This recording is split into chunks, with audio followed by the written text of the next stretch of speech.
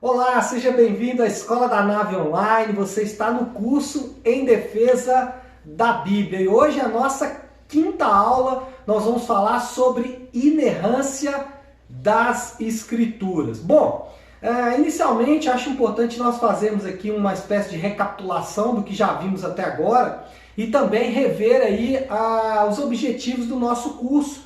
Eu quero deixar isso muito bem claro para vocês, para que vocês tenham a clareza do que queremos ao final desse curso. Basicamente, nós temos dois objetivos. Primeiro, é melhorar a sua própria capacidade intelectual de confiança na inspiração bíblica, ou seja, para que você mesmo não tenha dúvida nenhuma de que você está diante da palavra inspirada por Deus. E o segundo principal objetivo é capacitar você a responder tanto questionamentos feitos por incrédulos ou incautos, também responder quando você ouvir algum tipo de heresia, algum tipo de coisa contrária à verdade da palavra de Deus. Quando você ouvir alguma coisa que sempre aparece aí no meio evangélico. Então esses são os nossos dois objetivos aí da nossa aula. Como eu disse, hoje é a quinta aula, inerrância das Escrituras.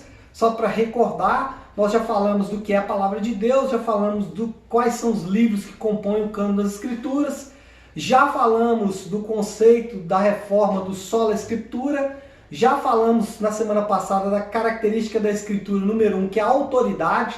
A aula de hoje está ligada à aula da semana passada, porque a autoridade da Bíblia também está baseada em sua inerrância.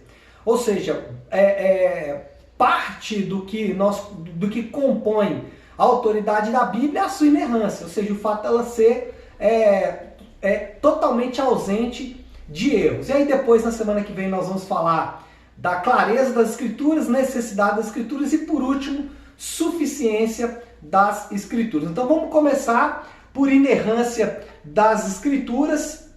Deixe-me só fazer uma alteraçãozinha aqui. Muito bem. Todos estão me vendo bem, né? Estou vendo a imagem, está ótimo. Então vamos falar de inerrância das Escrituras. O objetivo desta aula, propriamente dita, será responder a pergunta: a Bíblia contém erros? Sejam erros históricos, geográficos ou outros erros quaisquer? Então essa pergunta é importante de responder. Por quê? Porque se chegarmos à conclusão de que a Bíblia contém erro, nós vamos ter uma premissa. Nós vamos enxergar as Escrituras de uma forma. Por outro lado, se entendemos que a Bíblia é ausente de erros, ou é inerrante, ela não tem erros, nós vamos ter uma outra premissa e uma outra leitura das Escrituras. Então, nesse sentido, essa aula é importantíssima e ao final da aula a gente quer responder essa pergunta. Será que a Bíblia tem erros? Mesmo que sejam pequenos erros históricos, geográficos ou alguma coisa assim bem leve, será que tem? Se tem, aonde está? E se não tem, aí nós vamos dar também argumento para você dizer não tem erro nas Escrituras. Bom, como que a gente vai estruturar o ensino? Basicamente nós vamos falar em 3 pontos, só que esses 3 pontos obviamente vai ter os seus subtópicos, mas vamos falar inicialmente o significado de inerrância das Escrituras, ou seja, o que a gente quer dizer quando a gente diz inerrância das Escrituras, o que está no escopo dessa expressão inerrância das Escrituras. Depois nós vamos falar de alguns desafios para a inerrância, porque ao afirmarmos que a Bíblia não tem erros, nós temos alguns desafios que precisam ser superados e vamos tentar superar esses desafios através do estudo. E em terceiro lugar, nós vamos falar dos problemas decorrentes da rejeição da inerrância. Ou seja, se a Bíblia contém erros, o que isso pode ocasionar? E vocês vão perceber que, primeiro, a Bíblia é inerrante, né? Já está óbvio aqui já no início da nossa aula. Temos desafios sim, né? A gente vai ter algumas coisas que vão nos desafiar ao afirmar isso. Mas por outro lado, se não afirmarmos isso baseado em boa argumentação, nós vamos enfrentar alguns problemas muito interessantes. Bom, vamos começar então estabelecendo aí o significado da inerrância das Escrituras. O que a gente quer dizer com inerrância das Escrituras? Na aula anterior, né? Aqui eu preciso voltar só para você entender o seguinte. Inerrância das Escrituras está ligada à autoridade. Inclusive eu coloquei no grupo de vocês hoje, é um documento que é importantíssimo que você depois leia com muita calma. Esses documentos às vezes eles são difíceis, mas eles são importantes para a construção do nosso raciocínio e principalmente para a construção do nosso argumento. Então, vocês vão ler depois a Declaração de Chicago. O que essa declaração faz? Basicamente, ela vai declarar a inerrância bíblica e vai dar os argumentos para isso. Então, depois você pode ler. Mas, enfim, estamos falando de autoridade bíblica, que foi a aula da semana passada, a autoridade das Escrituras. O que nós afirmamos na semana passada? Que todas as palavras da Bíblia são palavras de Deus. Falamos isso semana passada e mostramos ali toda a nossa argumentação. Além disso, além disso não, se todas as palavras que estão ali são palavras de Deus, portanto não crer, né, em alguma palavra das Escrituras é não crer ou não obedecer diretamente ao próprio Deus. Também afirmamos, baseado nisso, que Deus não pode mentir ou falar falsamente. Então isso nós vimos na semana passada. Primeiro, tudo que está na Bíblia é palavra de Deus e desobedecer alguma coisa da Bíblia é desobedecer ao próprio Deus. Segundo, afirmamos também que Deus não pode mentir ou falar falsamente. Essa é base para o nosso estudo da inerrância. Mas, de forma a definir o conceito, o que é inerrância? Inerrância é: todas as palavras da Bíblia são completamente verdadeiras e livres de qualquer erro em qualquer uma de suas passagens. Olha o que nós estamos afirmando aqui, é muito sério e muito profundo. Basicamente estamos falando que não há qualquer erro nas Escrituras. Talvez você já deve estar pensando assim, nossa, mas eu ouvi já tanto, já até li alguns artigos na internet falando que a Bíblia está cheia de erros. Inicialmente já posso deixar claro para você, a Bíblia é completamente livre de erro em qualquer lugar. Ainda na definição do conceito do que é inerrância, a Bíblia sempre diz a verdade e sempre diz a verdade a respeito de todas as coisas que trata. Então, primeiro, tudo que ela diz é verdadeiro e tudo que ela trata, ela fala com verdade. Então, mesmo, é o que nós falamos na semana passada, mesmo que a razão, a lógica, o humanismo ou qualquer outra filosofia que envolva o nosso estilo de vida diga o contrário, eu me apego ao que as Escrituras dizem. Por quê? A lógica, a razão e até em muitos casos a ciência já se mostrou falha. E a Bíblia, pelo contrário, não. Em todas as suas promessas ela foi fiel, em tudo que ela se dispôs a fazer ela foi fiel até hoje. Então ela não me dá margem para dizer que ela contém algum erro. Nesse sentido é que nós afirmamos que tudo que ela trata é completamente livre de erro. Bom, dito isso, nós podemos fazer aqui um porém, né? Qual é o porém? Devemos destacar, apesar disso, que a Bíblia não procura ser exaustiva em todos os assuntos que trata. Aí é legal. A Bíblia não é um tratado científico. A Bíblia não se preocupa em responder grandes perguntas que estão ligadas à ciência. Não é o objetivo da Bíblia. A Bíblia não quer responder grandes perguntas da psicologia, da psicanálise ou qualquer outra ciência, tá? Da antropologia, enfim. Ela não tem esse objetivo. Mas, em tudo que ela trata de forma verdadeira. Apesar de que tem assuntos que ela vai ser mais profunda e tem assuntos que ela vai ser um pouco menos profunda. Ela vai se aprofundar em determinados assuntos e nós vamos ver um pouquinho para frente sobre propósito total e propósito... não é propósito total, não. Como é que é o termo, gente? E nós vamos ver um pouco para frente. É total ou de propósito. Então, ou seja... eu esqueci o termo, Jesus. Ai, misericórdia. Eu vou passar lá na frente e eu vou ver. O que eu quero dizer é o seguinte, ela tem um propósito. E no que ela se propõe a fazer, beleza, ela vai ser exaustiva. Por exemplo, propósito central da Bíblia é o plano redentivo de Deus. Então, nesse sentido, ela é exaustiva. Agora, nos outros propósitos, ela não tem necessidade ou intenção de ser profunda. Ela só vai fazer um superficial. Mas mesmo nesse superficial, ela continua sendo inerrante, tá? Então, para para melhorar a nossa compreensão da inerrância das Escrituras, vamos analisar algumas declarações. Então isso aqui agora são as nossas declarações a partir da primeira declaração de que a Bíblia é inerrante. Então, quem fez aí a primeira matéria comigo vai se lembrar quando a gente tratou de trindade. Quando a gente tratou de trindade, nós falamos de alguns conceitos dentro do conceito de trindade que eram declarações que não poderiam ficar fora do argumento. Então aqui é o mesmo caso. Isso aqui são declarações que não podem ficar de fora do nosso argumento quando falamos que a Bíblia é inerrante. Então o primeiro ponto aqui, a primeira declaração é: a Bíblia pode ser inerrante apesar de usar linguagem comum. Isso diz respeito especialmente às descrições científicas ou históricas dos fatos. Então, quando olhamos para a ciência, deixa eu admitir aqui a Nani. Quando olhamos para os termos científicos, históricos, a Bíblia não tem intenção de usar termos científicos. Né? Ela não tem intenção de usar termos que hoje para a ciência é muito claro, até naquela época a Bíblia se resguarda no direito de não usar esses termos. Vai usar termos mais simples. Né? Isso não significa que ela perde o seu valor. Por exemplo, aqui nós vamos começar dando um exemplo. A Bíblia pode dizer que o sol nasce e a chuva cai, porque do ponto de vista do autor é isso que acontece. Então, algumas pessoas criticam a Bíblia e falam assim, mas a Bíblia contém muita coisa fútil. Por exemplo, o sol nasceu. Alguém escreveu lá, o sol nasceu, ou a chuva caiu. Isso é básico.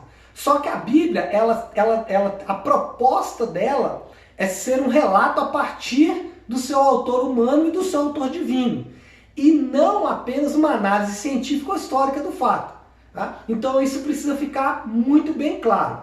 Quando a gente fala isso, a gente vai lembrar também, além dessas questões da natureza, do ponto de vista de que alguém olha, o mesmo acontece com números ou contagens. Olha só o exemplo. Alguém pode dizer que 8.000 homens foram mortos em uma batalha, sem que com isso se conclui que o indivíduo tenha contado os mortos um a um. Então a Bíblia pode dizer lá assim, 8.000 homens morreram na batalha X. Isso não significa que o autor foi lá e contou 1, 2, 3, 4, 5, 6, 7, 8, 9... tem 8.000 aqui também. O mesmo acontece com medidas. Por exemplo, se eu digo assim, eu moro perto da igreja. Essa é uma verdade, certo? Eu moro a 1,5 km aproximadamente da igreja. Também é verdade. Ou eu moro a 1.356 metros da igreja. Todas as afirmações são verdadeiras, porém, uma é mais precisa e a outra é menos precisa. Então a Bíblia, em alguns lugares, ela vai ser menos precisa, mas não significa que ela está omitindo algum fato ou informando alguma coisa errada. Ela só não está sendo precisa e ela não tem esse objetivo. Então quando ela narra lá, voltando aqui ao assunto da batalha, que morreram 16.000 pessoas, você não pode inferir nisso que morreram 50.000 em vez de 16.000. Mas você pode falar que morreu 16.005. Ou você pode falar que morreu 15.500. Mas você não vai poder dizer que morreu, por exemplo, só 1.000. Sendo que a Bíblia falou que morreu 16.000. Ela não tem necessidade, e não tem interesse em ser exaustiva nesses fatores. Ela faz uma abordagem superficial em alguns casos. Agora, outros casos, ela vai ser precisa. Por exemplo, se você ler o livro de Números, você vai perceber que a contagem das tribos de Israel é perfeita. Ele fala lá assim, a tribo de Levi tinha 23.436 homens. Por quê? Porque ela tinha 23.436 homens. Foi precisa nessa numeração. Agora, quando ela fala assim, 6 milhões de pessoas saíram do Egito, não significa que 6 milhões de pessoas certinho saíram do Egito. Pode ter sido 6 milhões e 100, ou pode ter sido 5 milhões e 999.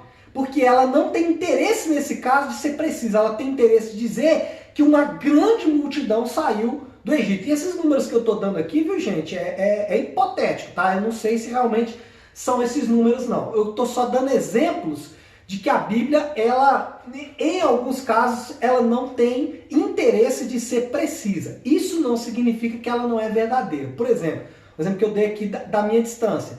As 3 afirmações que eu fiz são verdadeiras. Eu moro perto da igreja, eu moro a 1,5 km aproximadamente da igreja, ou eu moro, aqui eu estou dando um número próximo também, viu gente? Eu não contei não, tá? Mas se eu disser também, eu moro a 1.356, ou seja, eu vou ser preciso nessa distância que eu moro da igreja. As 3 declarações são verdadeiras, só que uma é mais precisa e as outras 2 são menos precisas. Mas não significa que não são verdadeiras. E aí é o que a gente vai afirmar aqui agora. Ó. É possível fazer afirmações vagas ou imprecisas sem ser falso. De modo parecido, a Bíblia pode ser imprecisa e ainda assim ser verdadeira. Eu volto a dizer que ela não tem objetivo, o objetivo central dela não é ser precisa em tudo que ela trata, mas ser verdadeira em tudo que ela trata. Portanto, inerrância, isso aqui é importante, inerrância relaciona-se com fidelidade. Deixa eu abrir aqui para a irmã entrar. Muito bem. Inerrância relaciona-se com fidelidade, não com um grau de precisão com que os fatos são relatados. Então, quando eu falo inerrância, a gente está dizendo o seguinte, ela é fiel em tudo que ela resolve tratar. Mas não significa necessariamente que ela vai ser 100% precisa em tudo que ela vai relatar. Então, a primeira afirmação é: a Bíblia pode ser inerrante apesar de usar a linguagem comum. A segunda afirmação é: a Bíblia pode ser inerrante mesmo com citações vagas ou livres. Isso aqui é interessante. Na regra padrão atual, quando nós fazemos uma citação, por exemplo, vocês têm aí os meus estudos, e aí quando eu faço alguma citação, ou eu ponho entre parênteses, que é uma citação mais curta, e aí eu escrevo o nome, né? Wayne Grudem argumenta, né? Ainda falta um pedacinho aí na minha metodologia científica, que é citar o livro efetivamente, né? E o ano que o autor escreveu, mas eu vou chegar lá. Qual é o ponto aqui? O ponto é que existe uma regra padrão hoje, né? Para hoje, para as nossas citações. Então, quando você tem lá uma citação mesmo curta, você coloca entre parênteses. Uma citação mais longa, né? No estudo, você recua um pouquinho o parágrafo, escreve com a fonte um pouco menor, não precisa de parênteses. E quando você vai parafrasear o autor, você não precisa colocar as aspas, você pode só dizer, olha, Wayne Grudem fala algo próximo disso na sua teologia sistemática. Então, essa é a regra padrão atual. Só que o grego escrito na época do Novo Testamento, por exemplo, não possuía nem aspas, nem sinais equivalentes de pontuação. Uma citação exata de outra pessoa precisava apenas incluir uma representação correta do conteúdo. O que eu estou querendo dizer? Que para aqueles homens que estavam inseridos naquele contexto, fazer uma citação não precisava necessariamente seguir a regra padrão nossa, de colocar aspas, não precisava ser fiel exatamente ao conteúdo que está escrito ali, desde que ele fosse fiel à essência do conteúdo, né? Desde que ele fosse fiel ao que o conteúdo estava dizendo, ao sentido do conteúdo, ele não precisava citar literalmente o conteúdo. Portanto, inerrância é coerente. Quando eu digo inerrância, eu não estou dizendo que quando eu digo inerrância, eu não estou dizendo que não haverá citações vagas ou livres do Antigo Testamento ou das palavras de Jesus. Então, os autores do Novo Testamento, eles principalmente, né, porque é onde há mais citações, eles poderão fazer citações livres, tanto das palavras do Antigo Testamento quanto das palavras de Jesus. Vou dar aqui um exemplo, e eu vou dar um exemplo aqui, depois vou citar um outro exemplo para vocês. Olha só o que está escrito aqui em Marcos, capítulo 1, versículo 2. Está escrito assim: conforme está escrito na profecia de Isaías. Quem está relatando isso é Marcos. Marcos, nós sabemos, ele foi o coautor do Evangelho de Marcos, porque ele é o autor da escritura, mas Pedro é o autor intelectual. Enfim, qual é o ponto aqui? Ele diz assim: conforme está escrito na profecia de Isaías, eis que envio diante da tua face o meu mensageiro, o qual preparará o teu caminho. Até aí tudo bem. Só que agora no versículo 3 ele fala assim: vós do que clama no deserto, preparai o caminho do Senhor, endireitai as suas veredas. Agora ele está citando Malaquias 3:1. Na primeira parte do versículo ele foi fiel ao que ele posicionou em cima, como se fosse uma citação nossa, conforme o N. Gruden diz. E aí ele coloca a citação certinha. É isso aí que está em Isaías. Se você abrir Isaías 43, é exatamente o conteúdo que está aí no versículo de número 2. Porém, no versículo de número 3, ele vai citar Malaquias, sem com isso fazer qualquer referência a Malaquias. Ele juntou as duas promessas. Só que Marcos não estava interessado em ser preciso. O objetivo de Marcos ali não era ser preciso na sua citação, mas era mostrar que as profecias do Antigo Testamento estavam se cumprindo no Novo Testamento. Então o objetivo dele foi cumprido, porque ele pegou duas profecias e falou, elas estão se cumprindo, mesmo tendo sido impreciso na sua citação. Então alguém pode dizer assim, tá vendo? Isso é um erro. Não, isso não é um erro. Por quê? Porque Marcos nunca se propôs, e não era regra padrão da língua dele na época, fazer citações perfeitas. Ele podia fazer citações sem citar o autor, desde que ele usasse o conteúdo, o sentido original daquele autor. Portanto, nós podemos afirmar que o importante aí é que é interessante, o importante é que o conteúdo era verdadeiro e fiel ao original, e que a profecia estava se cumprindo. Então aqui não houve erro, porque a profecia que ele disse estava se cumprindo exatamente como foi escrito lá no Antigo Testamento. Tem um outro texto que aí é até mais interessante, mas eu nem citei ele aqui, depois eu acabei me lembrando, que é Atos capítulo 10, versículo 38. Atos 10, 38, Pedro fala assim: porque Jesus de Nazaré andou por toda parte, fazendo bem e curando a todos os oprimidos do diabo, porque Deus era com ele. O que Pedro faz aqui? Ele faz uma citação de Isaías 61 e também de João, se eu não me engano, capítulo 6, quando Jesus ele senta e fala assim, porque o Espírito do Senhor está sobre mim, pelo qual ele me enviou para libertar os cativos. Isso está escrito em Isaías 61, Jesus cita em João e em outros evangelhos, e Pedro cita, mas Pedro não faz qualquer referência, nem a João, nem a Isaías, nem cita que foi Jesus que falou isso. Ele simplesmente mostra que a profecia lá de Isaías se cumpriu em Jesus e continuava a se cumprir. Por quê? O que ele estava interessado era que o conteúdo era verdadeiro e que a profecia estava se cumprindo, mesmo que ele não tivesse feito uma citação, e ele não fez isso errado, não.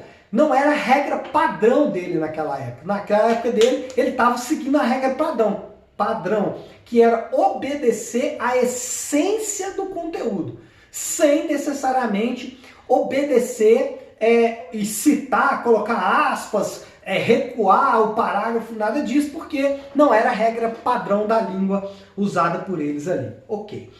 E aí a gente já pode entrar no terceiro ponto aqui, que é: a Bíblia pode ser inerrante mesmo com construções gramaticais incomuns. Isso acontece.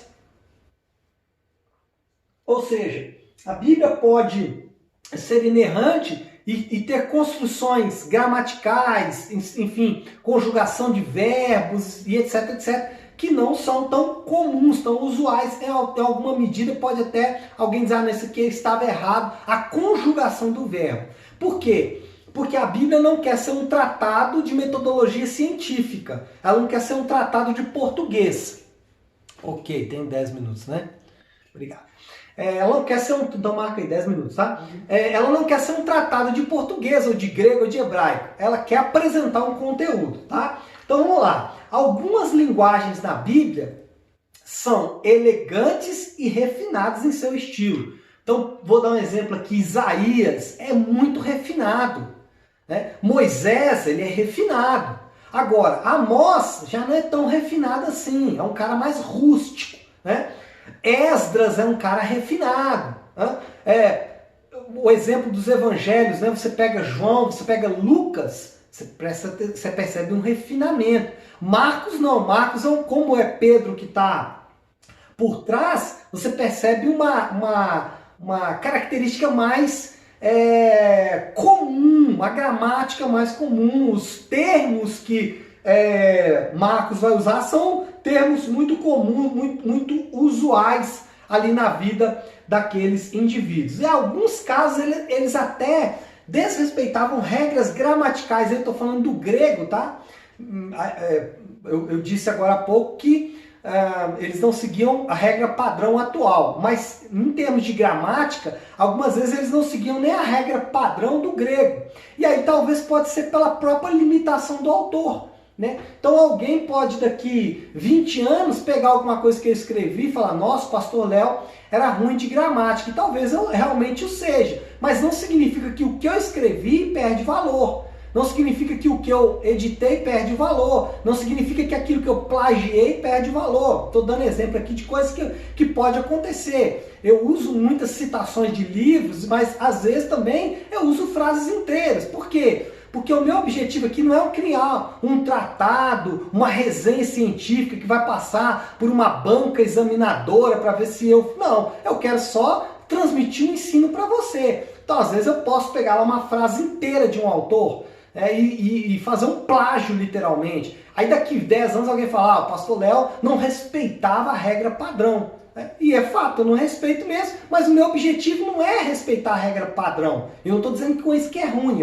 O ideal é que você respeite a regra padrão. Mas dentro do meu objetivo, eu estou cumprindo o meu objetivo. Eu estou transmitindo para você um ensinamento. Porém, voltando aqui a falar das regras gramaticais, mesmo que aqueles indivíduos lá não respeitassem a regra padrão do próprio grego, nós não devemos nos incomodar com isso, pois não afeta a fidelidade do texto.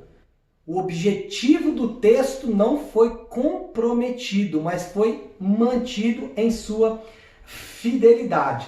Uma declaração pode ser gramaticalmente incorreta e assim inteiramente verdadeira, como defendeu o Wayne Grudem. Aí, ó, tá vendo? Estou fazendo uma citação. O Wayne Grudem disse isso na sua sistemática. Uma declaração pode ser gramaticalmente incorreta e ainda assim inteiramente verdadeira. Por exemplo, eu posso falar igual o mestre Yoda, Dar aula mim vai.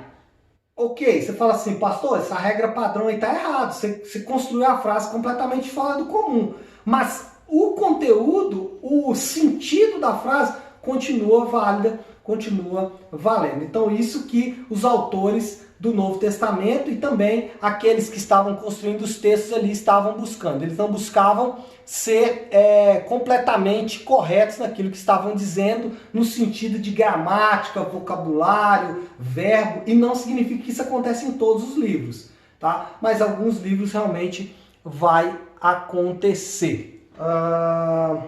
Alguém mandou uma pergunta aqui, mas eu não estou conseguindo abrir as perguntas, viu, gente? Deixa eu ver se eu consigo achar o lugar das perguntas aqui. Se eu não conseguir, depois no final a gente tenta abrir aí para todo mundo falar. Eu acho até que era uma pergunta interessante. Mas enfim, como eu disse, não estou conseguindo abrir aqui o local de perguntas, tá bom? Vamos lá. Deixa eu ver aqui se eu acho um caminho poderoso de Deus aqui. Ó, acho que eu achei, peraí. Bate-papo. Não está aparecendo o rosto inteiro do pastor, realmente não está. Já estamos na aula 5, já estamos.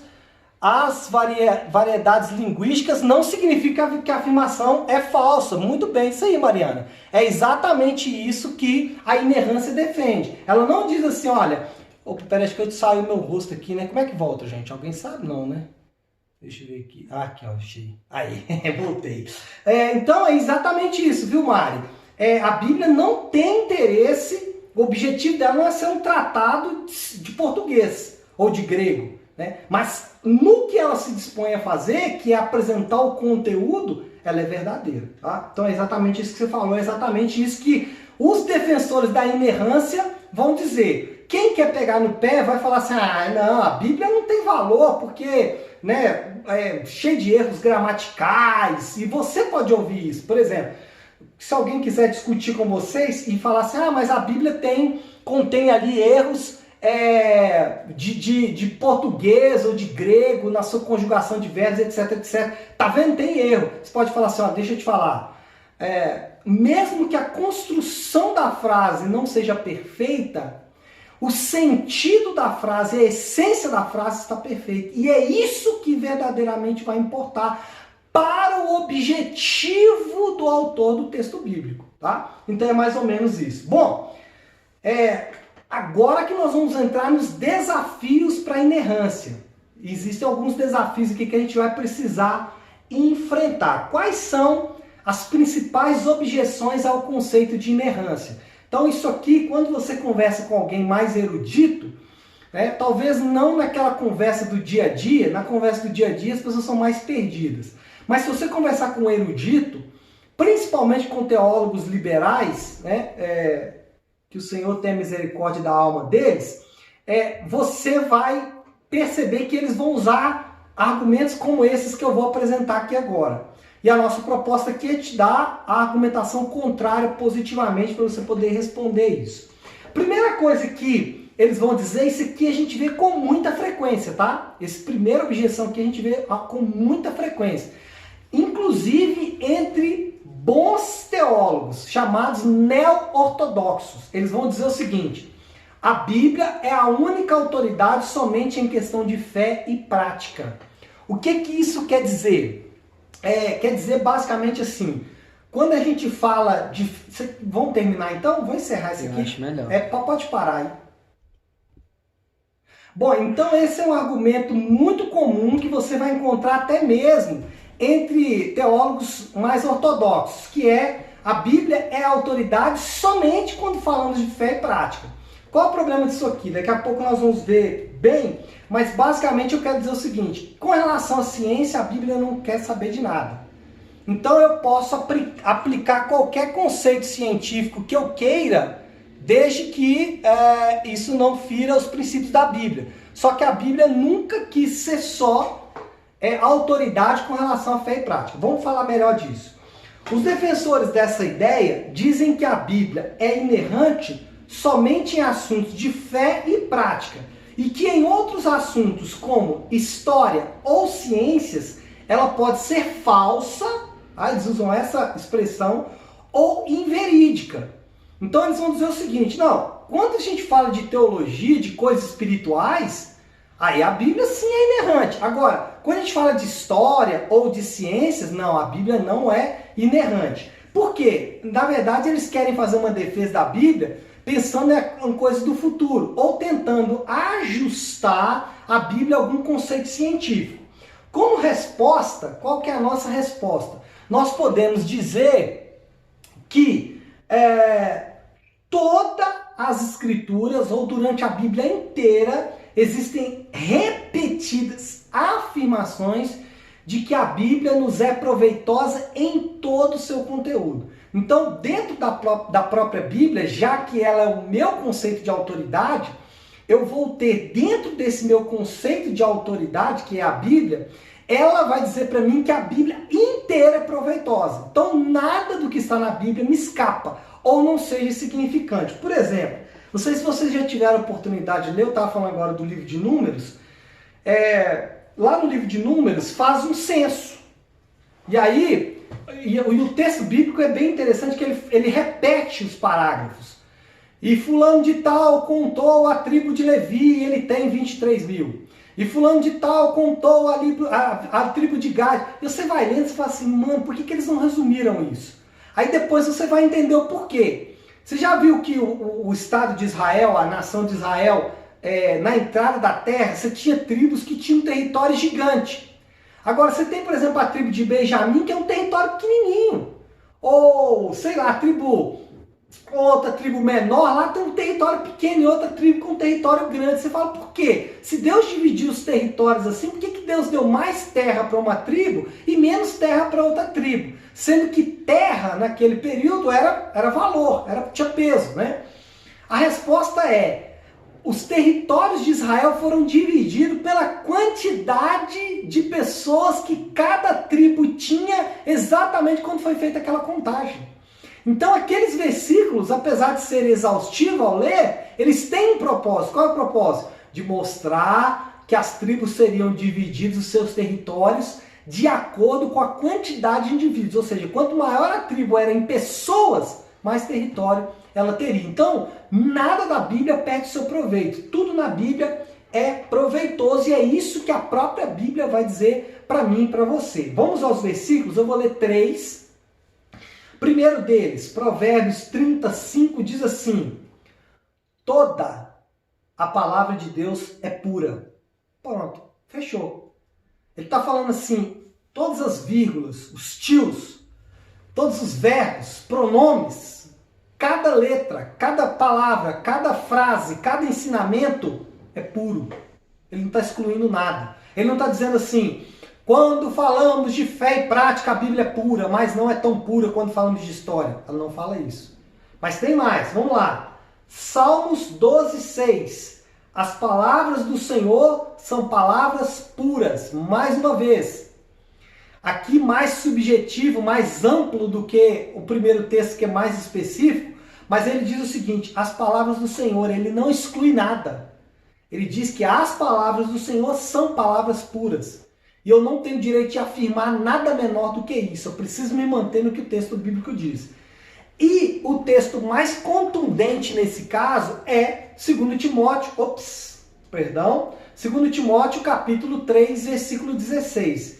Quem já fez aula com a pastora Flávia vai se lembrar desse mantra que ela repete com seus alunos, né? Toda escritura é inspirada por Deus e útil. Toda a escritura é inspirada por Deus e útil para ensino, repreensão, etc, etc, etc. Mas qual é o ponto aqui? Toda a escritura é inspirada por Deus, inclusive as coisas que não estão ligadas à fé e prática. Portanto, é errado afirmar que a Bíblia só quer ser precisa quando ela aborda temas de fé e prática. E quando ela aborda temas históricos ou científicos que ela não tem pretensão de ser verdadeira. Isso não é certo, até porque ela mesma afirma exatamente o contrário. Além disso, os autores do Novo Testamento que citaram e confirmaram a veracidade de cada detalhe do Antigo Testamento, mesmo os mais complicados, como criação, dilúvio, abertura do Mar Vermelho, entre outros. O que eu estou querendo dizer com isso aqui? Que os homens do Novo Testamento, eles, inclusive Jesus, tá? Eles confirmaram, inclusive Jesus, textos que eram muito difíceis. Hoje, principalmente, são muito difíceis. Por exemplo, Jesus, quando ele fala sobre a criação, ele não acrescenta nenhuma informação nova. Ele não faz nenhuma correção. Ele não fala assim, gente, a criação não foi como Moisés narrou, não. Jesus, ele se apega à veracidade do texto bíblico. Ele não faz nenhuma correção. Nem ele, nem os homens que citam no futuro. Paulo cita em Romanos capítulo 5, Adão como o primeiro homem. Ou seja, o primeiro homem que habitou a terra foi Adão, de acordo com Paulo e de acordo com Jesus. Então, será que Deus não queria ser preciso quando ele disse, por exemplo, que Adão foi o primeiro homem que habitou essa terra? Não, ele quis ser preciso. Adão foi o primeiro homem que habitou essa terra. E isso é o que a Bíblia diz e eu não tenho como fugir disso. Eu não posso dizer, não, Deus não queria fazer um tratado científico aí, por isso que ele abordou isso aí, mas isso é figurativo. Como outros temas, como o dilúvio, a abertura do Mar Vermelho e outros mais. Os homens do Novo Testamento,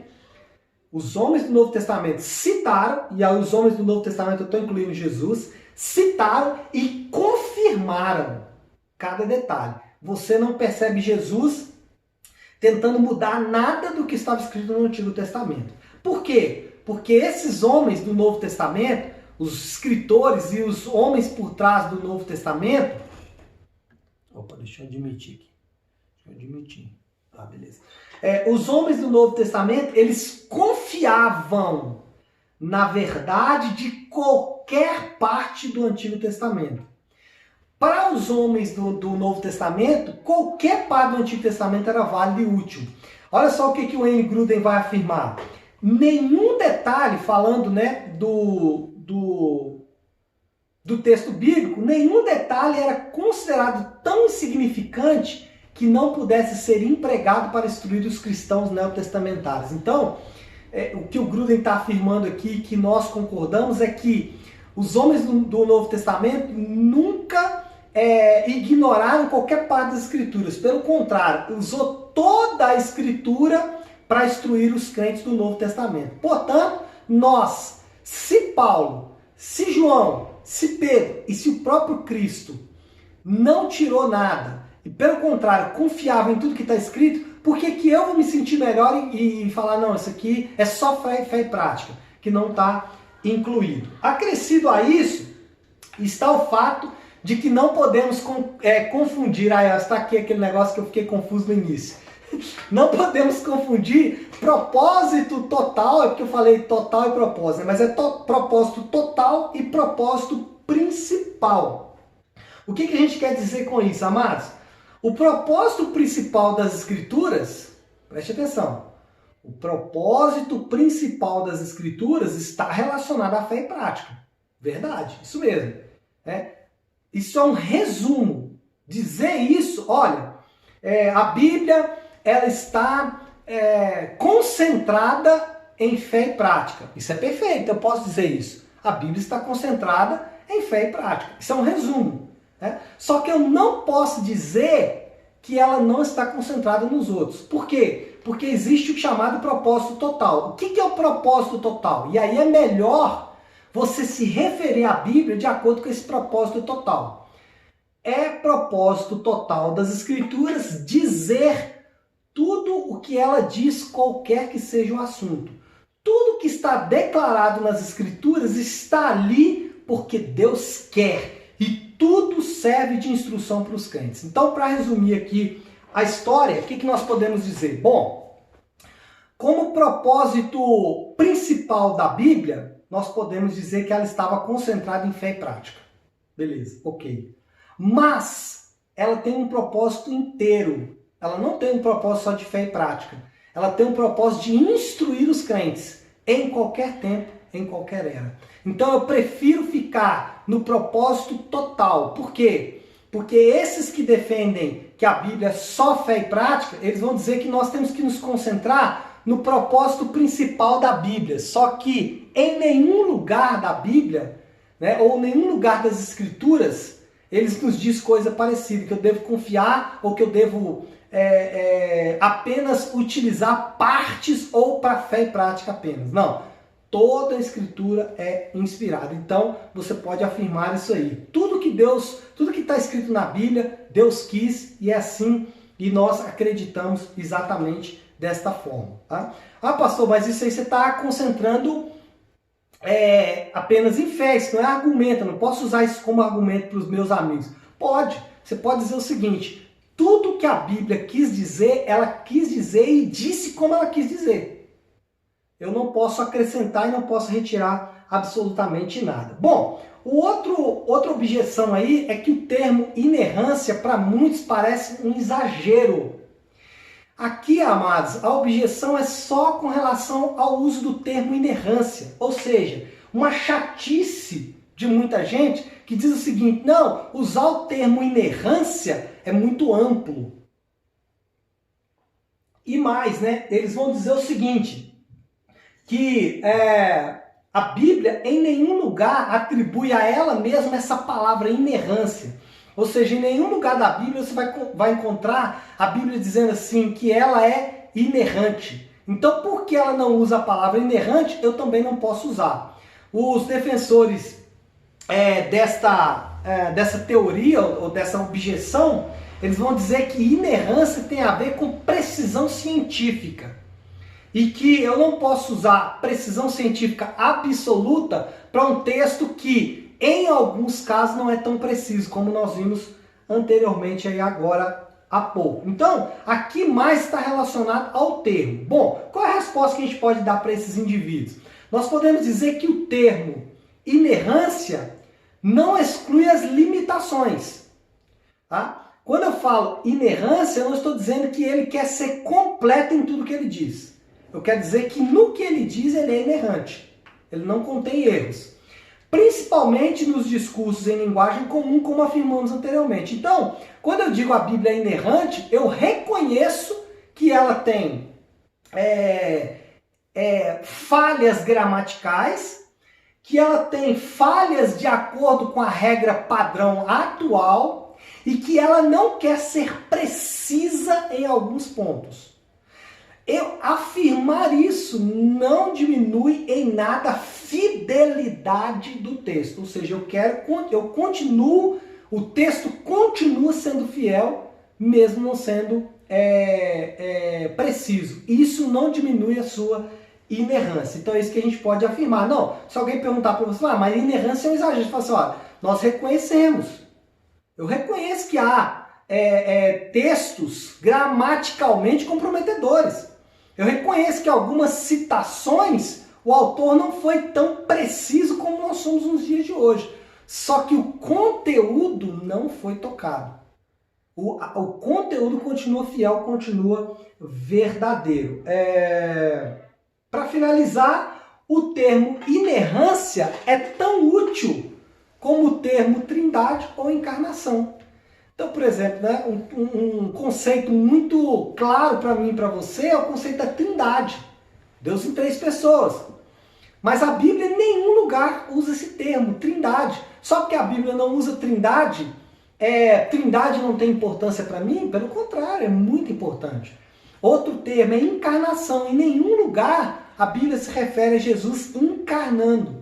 Mas, ao ler as Escrituras, nós alcunhamos esse termo de encarnação. Cristo encarnou. Talvez o texto mais próximo é ele se fez carne e habitou entre nós.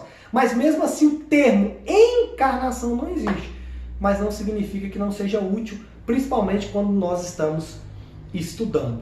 Uma terceira objeção forte é o seguinte: nós não possuímos manuscritos inerrantes.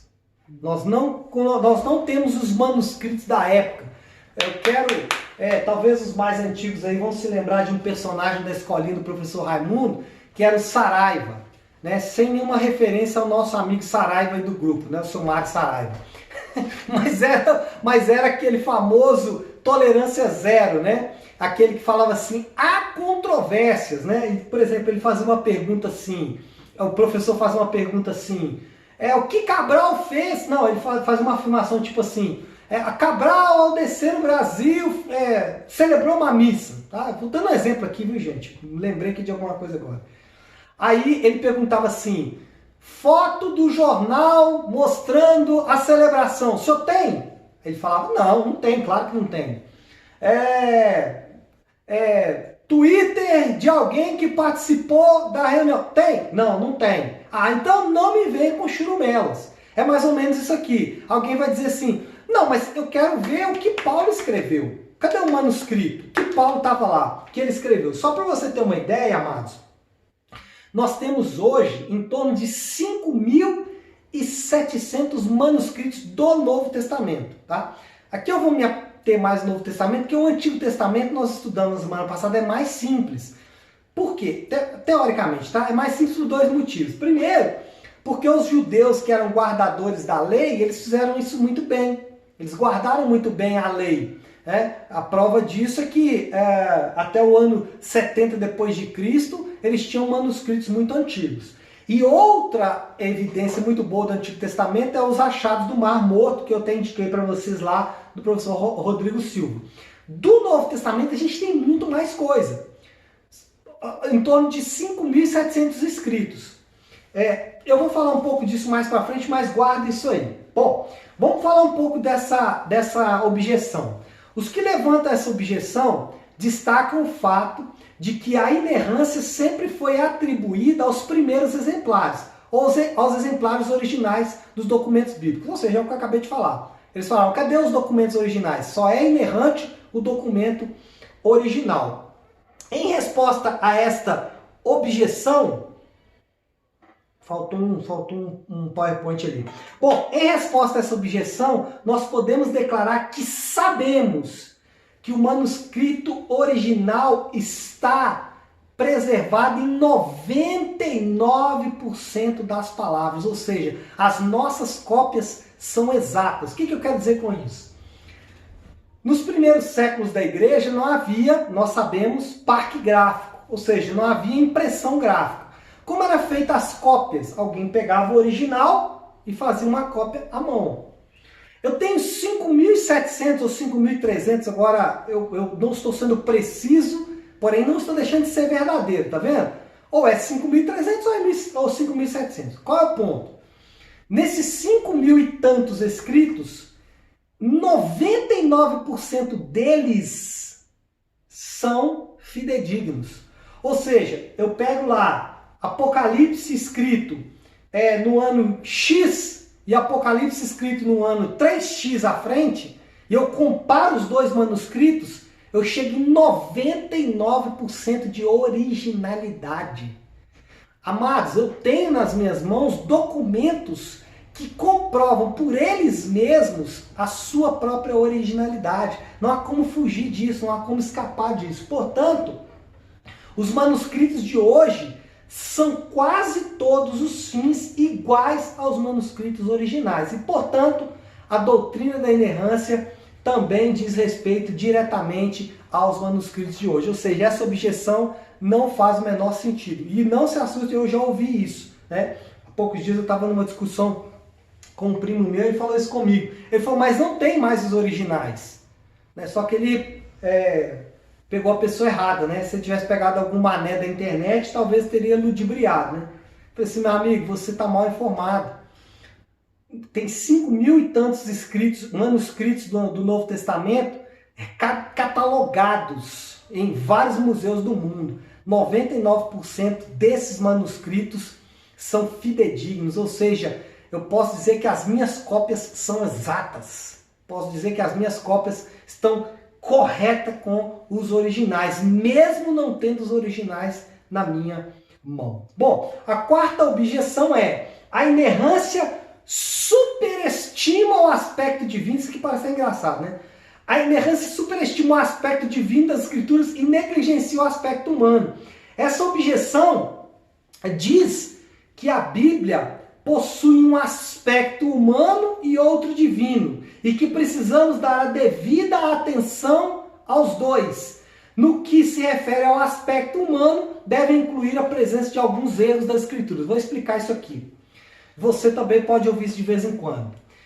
Principalmente quando você pegar um cara mais erudito. Ele vai falar o seguinte: bom, nós temos nas Escrituras dois participantes. Um participante humano e um participante divino. Se o participante divino, ok, ele é inerrante. Mas o participante humano, ele comete erros assim como nós cometemos erros nos nossos escritos. Então eu não posso me apegar apenas no aspecto divino. Eu preciso reconhecer que tem um aspecto humano e que esse aspecto humano pode conter erros. Bom, para responder essa aqui é fácil, né, amados?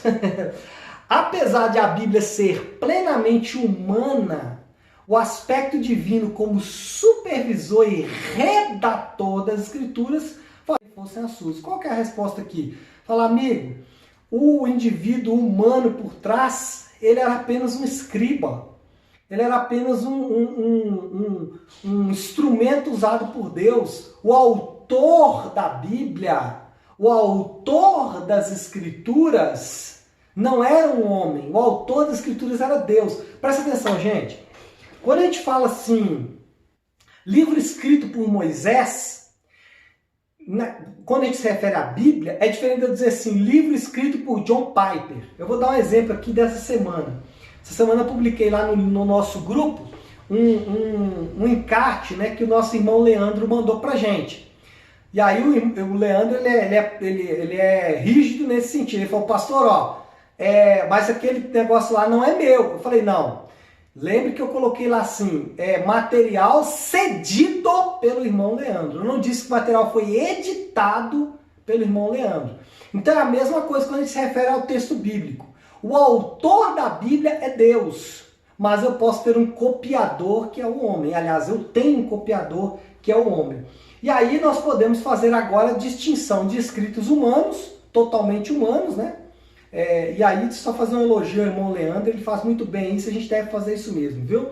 Mas enfim, isso vai diferenciar a Bíblia de outros escritos humanos. Em outros escritos humanos eu vou encontrar erros, mas na Bíblia não é o autor principal, não é o homem.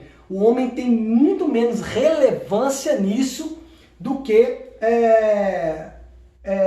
em outros livros. Em outros livros, o homem é muito mais relevante do que quando falamos na Bíblia. E a quinta objeção é: há erros evidentes na Bíblia.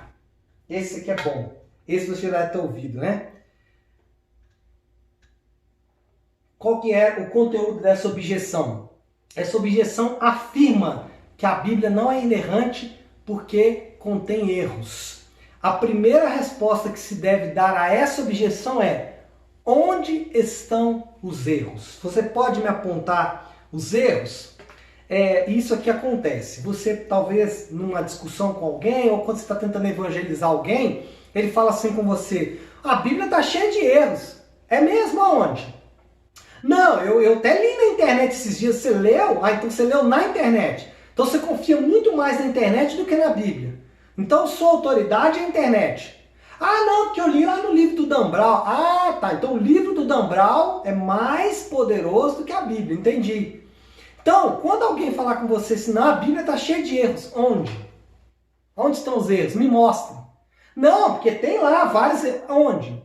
Então você vai perceber que as pessoas estão apenas repetindo inverdades. É impressionante como que essas coisas espalham como câncer. E as pessoas nem sabem pontuar realmente aonde estão essas inverdades. Irmãos, o que existe, e existe de verdade, são versículos de difícil interpretação. Porém, uma leitura cuidadosa do texto traz à lume uma ou mais possíveis soluções. O que eu quero dizer com isso aqui? Uma coisa é eu afirmar que a Bíblia tem erros, outra coisa é afirmar que a Bíblia tem textos difíceis de interpretar. Próprio Pedro, vocês vão se lembrar, referindo-se aos escritos de Paulo, ele falou: Paulo escreve coisas difíceis de entender. O próprio Pedro falou isso, e eu concordo com ele. Agora, a partir do momento que eu falo que há texto difícil de entender, e eu falo que há erros nesse texto, há uma diferença muito grande e muito significativa, que o texto bíblico realmente não tem. Olha só que interessante, alguns escritores do passado, como mais famosos aí, Agostinho de Hipona, Calvino, e também até alguns escritores atuais, aliás, muitos escritores atuais, fizeram coletâneas de textos difíceis, propondo respostas para eles. Temos inclusive hoje, se você quiser, você pode comprar uma enciclopédia de dificuldades bíblicas. Então o camarada pegou e falou assim: eu vou pegar só texto difícil de interpretar e eu vou fazer uma enciclopédia dele. Então isso aí você acha aí aos montes, para ajudar a interpretar os textos bíblicos. Isso não significa que existe um erro. Pode-se existir versículos difíceis. Então, amados, quando eu falo de inerrância bíblica, eu não estou dizendo, e aí, isso aqui aplica a você. Por exemplo, às vezes nós vamos ler um texto bíblico e você fica parado olhando, talvez você seja um ótimo hermeneuta, você é um interpretador natural, você pega uma prova de português, faz a interpretação de texto com muita facilidade. Quando você pega a Bíblia, você encontra dificuldade. Você fala até que é o diabo, né? Não, Satanás está por trás desse negócio. Não tem condição um negócio desse, não. Só que, amados, o que nós estamos querendo afirmar aqui é sim, existem textos difíceis de ler, porém, a doutrina da inerrância ela encontra apoio em uma vida de atenção e de estudo do texto bíblico. Quem afirma a inerrância tem que estudar o texto bíblico e mais, ele precisa ser fiel à exegese e também à hermenêutica. Eu, assim, com muita facilidade, gosto de mostrar textos que são mal interpretados. Faço isso com alguma frequência, né? Um texto que eu gosto muito de citar o exemplo de como a gente faz uma hermenêutica errada. Só para citar a diferença aqui de hermenêutica e exegese, exegese é o estudo das línguas originais. Então, para fazer uma exegese, eu tenho que ser, pelo menos conhecer alguma coisa de grego e hebraico, para poder fazer uma exegese boa. No meu caso, eu não sou exegeta porque eu não conheço as línguas originais. Mas hermenêutica, aí sim, existem técnicas de hermenêutica. Hermenêutica é interpretação, é ler o texto em português e interpretar o texto em português. Bom, vou dar um exemplo para vocês aqui de uma boa hermenêutica. Quantos de vocês já ouviram aquele texto assim, onde 2 ou 3 estiverem reunidos no meio de vós, ali eu estou? Provavelmente você já ouviu isso, e isso está relacionado a 2 momentos.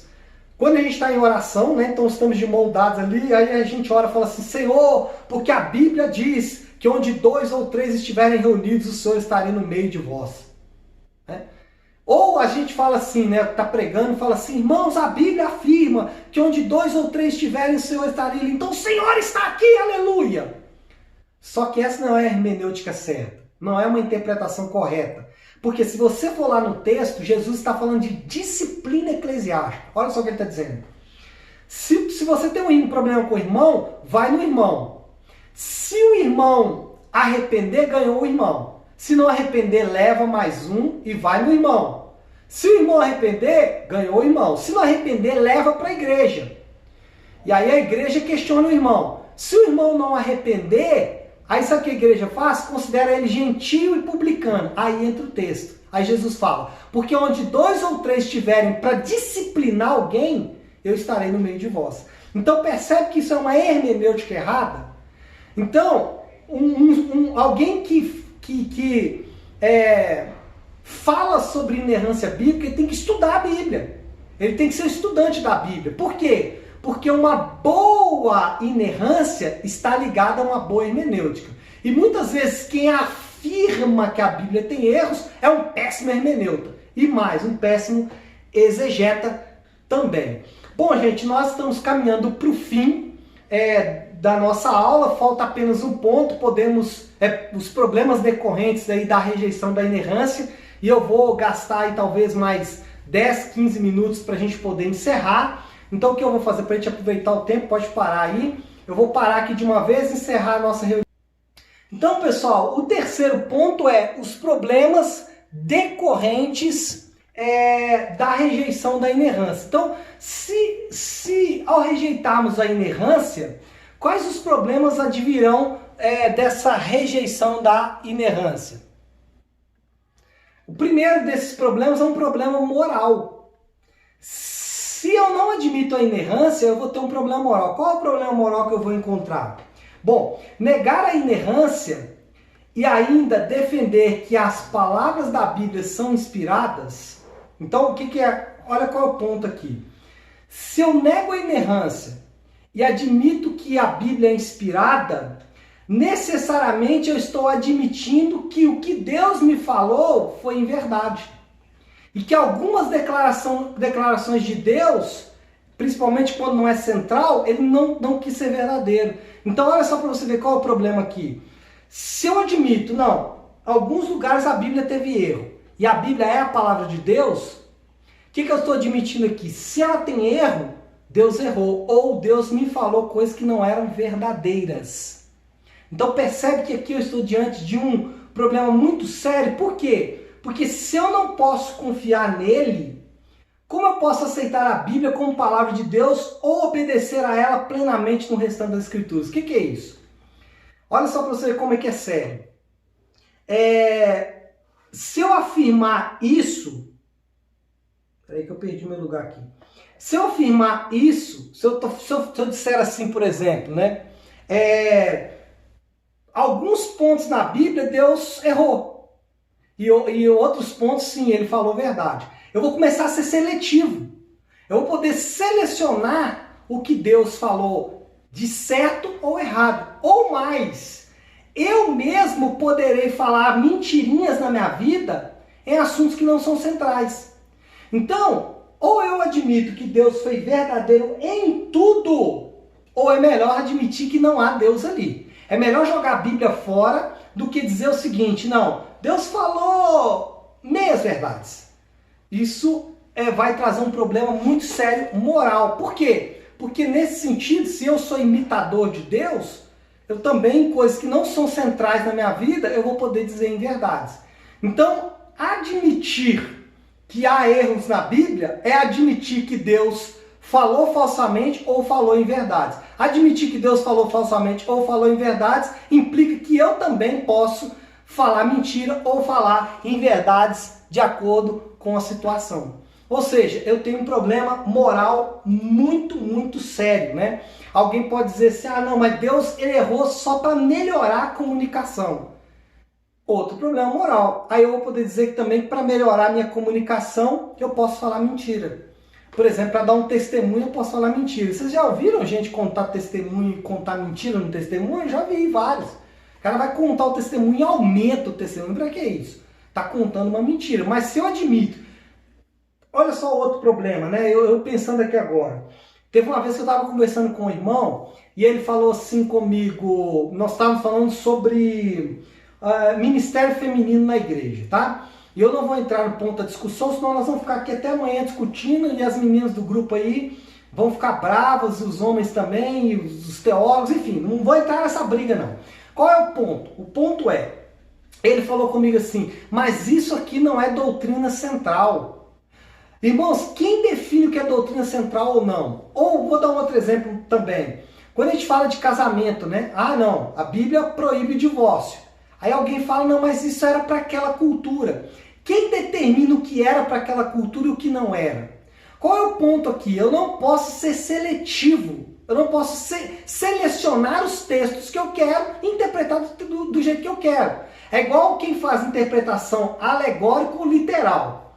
Vou dar um exemplo aqui. Você já deve ter ouvido, né? E a gente ouve com muita frequência. Por exemplo, Davi pegou as 5 pedras, cada pedra daquela ali representava uma coisa. Então era a pedra da fé, a pedra da perseverança. Né? De onde ele fez essa inferência? De onde ele tirou isso? Não tem lugar na Bíblia que fala isso. Ou, por exemplo, alguém que pega a parábola do semeador, né, e fala assim, não, porque o semeador é Jesus. E aí, na parábola do semeador, não, estou confundindo, a parábola do bom samaritano. Então, o bom samaritano é Jesus, né, que desce pelo caminho, e aí ele nos encontra lá, feridos e roubados, e ele nos coloca sobre o cavalo. Então, aquele homem caído somos nós. E aí ele leva para uma hospedaria. A hospedaria é a igreja. E aí ele paga 2 moedas para o hospedeiro, que é o Espírito Santo, porque ele vai e vai voltar. Irmãos, o texto não está falando isto. Isto é especulação e alegoria. Existe um campo na hermenêutica teológica que é os alegóricos. Quem são os principais alegóricos do texto bíblico? Os católicos romanos. Eles são alegoristas. Essa é a teologia deles. Teologia que não encontra respaldo e que dá direito a aventuras heréticas. Nós somos literalistas. O que é um literalista? Quem é o bom samaritano? O bom samaritano é o bom samaritano. Quem é o homem caído no meio do caminho? É o homem caído no meio do caminho. Quem é a hospedaria? É a hospedaria. Quem é o hospedeiro? É o hospedeiro. Ah, mas ele falou que ia voltar sim. Ele estava viajando para algum lugar e ia regressar no caminho que ele veio. Porque eu interpreto o texto não a partir de especulações da minha mente, mas eu interpreto o texto assim como o texto está escrito. Tá? Então, negar a inerrância bíblica quer dizer que em alguns lugares Deus pode falar mentira. Ou seja, eu sou seletivo. Eu designo o que é e o que não é. Isso não encontra qualquer respaldo nas Escrituras. O segundo ponto é problema ao negar a inerrância. Começaremos a questionar se realmente podemos confiar em Deus em tudo que nos diz. Aqui, amados, é muito importante, porque uma vez convencidos de que Deus nos falou inverdades em questões secundárias, não, Deus, quando ele disse que criou Adão e Eva, ele estava sendo alegórico. Não, quando diz que Jesus andou sobre o mar, Jesus não andou sobre o mar mesmo, não, gente. Ele andou sobre um banco de areia, Ou tinha uma plataforma que Herodes construiu lá e ele andou sobre a plataforma. O que é isso? Isso é que eu estou querendo dizer o seguinte, que em alguns pontos das Escrituras Deus não falou a verdade. Só que qual é o problema aí, amados? O problema é que eu vou ser mais uma vez seletivo, eu vou seletivar os textos que eu quero. Sendo assim, se eu não confio que Deus ele é verdadeiro em tudo, em que em algum lugar ele pode ser falso, em lugares centrais para mim eu posso dizer também que Deus é falso. Então essa é a teoria da teologia liberal. Eles falam o seguinte, não, Jesus não ressuscitou literalmente, não. Jesus ressuscitou no nosso coração. Ele vive no nosso coração. Mas essa teologia liberal defende isso. Por quê? Porque ele fala assim, não, que ali no texto Deus foi alegórico. Não. Ressurreição é ressurreição, amado. Ele voltou à vida, ele andou entre as pessoas, ele tocou nas pessoas, ele comeu com as pessoas, ele falou com as pessoas, não tem nada de estar no coração. Então o que é isso? É porque eu começo a admitir que algumas partes Deus não foi tão verdadeiro. Isso é um problema sério, porque eu vou começar a falar que Deus é capaz de falar em verdade. Como eu posso confiar em um Deus que fala meias verdades, gente? Não faz sentido. Ou eu confio que Deus é verdadeiro, então tá bom. O que me garante então que Deus vai realmente nos levar para o céu? Ele pode ter sido alegórico nisso aí, ué. Ele pode levar você para outro planeta. Não, a Bíblia diz, você vai, ao morrer vai para o céu, depois vai ressuscitar, vai viver 1000 anos na terra, em paz, né? Vocês já perceberam que eu sou milenista, pré-tribulacionista. Eu creio que vai acontecer exatamente assim, porque a Bíblia diz que vai ser assim. Eu sou literalista. Eu interpreto o texto de forma literal. O autor disse o que ele quis dizer, e não que a minha especulação inventou, formou e assim por diante. O terceiro problema de admitir que a Bíblia não é inerrante é que aí estaremos fazendo da nossa mente humana um padrão mais elevado do que a palavra de Deus. Eu vou dizer o seguinte, a minha capacidade lógica, e a gente falou bastante disso semana passada, minha capacidade lógica e racional é muito maior, muito mais capaz de interpretar as coisas do que Deus. Aplicamos a nossa mente para julgar algumas partes da Bíblia e anunciamos que elas estão erradas. Então eu vejo lá, né, que como assim? Deus falou aqui que 8.000 homens morreram, tá vendo? Deus errou aqui, ó. Então eu estou aplicando a minha lógica e dizendo a minha lógica é mais verdadeira do que Deus, é mais correta do que Deus. Na prática, eu estou dizendo que conheço a verdade com mais exatidão e precisão do que Deus afirma em sua palavra. Assim, a minha mente torna-se o padrão mais elevado de verdade do que a palavra de Deus. Como conclusão, e eu vou usar como conclusão a Declaração de Chicago, que é aquela que eu passei para você, sobre inerrância bíblica. A Declaração de Chicago foi elaborada e publicada em 1978, foi assinada por vários líderes religiosos, vários líderes protestantes importantes na época, e é aquele artigo que eu mandei para vocês, da declaração que eu mandei para vocês. Em seu artigo 12, ela definiu que a maior parte dos evangélicos, ela definiu o que a maior parte dos evangélicos entende por inerrância, e eu vou usar essa parte para concluir a nossa aula de hoje. Negamos, esse aqui vou ler na íntegra o que a Declaração de Chicago diz, tá? Negamos que a infabilidade e a inerrância da Bíblia estejam limitadas a assuntos espirituais, religiosos ou redentores, não alcançando afirmações de natureza histórica ou científica. Então, o que nós estamos dizendo aqui inicialmente? Que nós negamos que a inerrância esteja relacionada apenas à fé e prática. Essa é a primeira negação que a gente faz aqui. Mais um pouco à frente ele fala assim: afirmamos a propriedade do uso da inerrância como termo teológico referente à total veracidade das Escrituras. Então é aquele segundo ponto que a gente tratou. Eu reconheço que inerrância é um termo teológico que afirma que a Bíblia é verdadeira de capa a capa.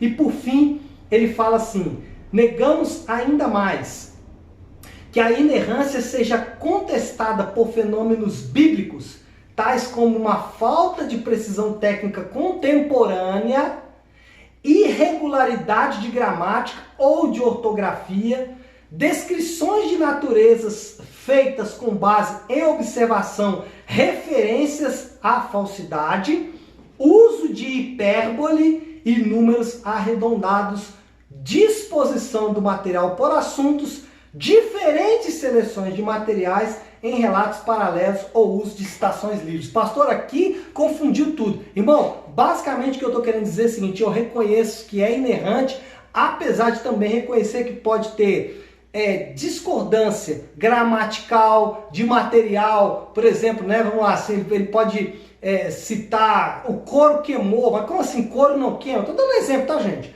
Isso não diminui a veracidade do texto bíblico. E assim, nós concluímos então a nossa quinta aula. Eu espero que tenha te abençoado. Eu sei que eu falei muito rápido, mas é por causa do nosso tempo mesmo.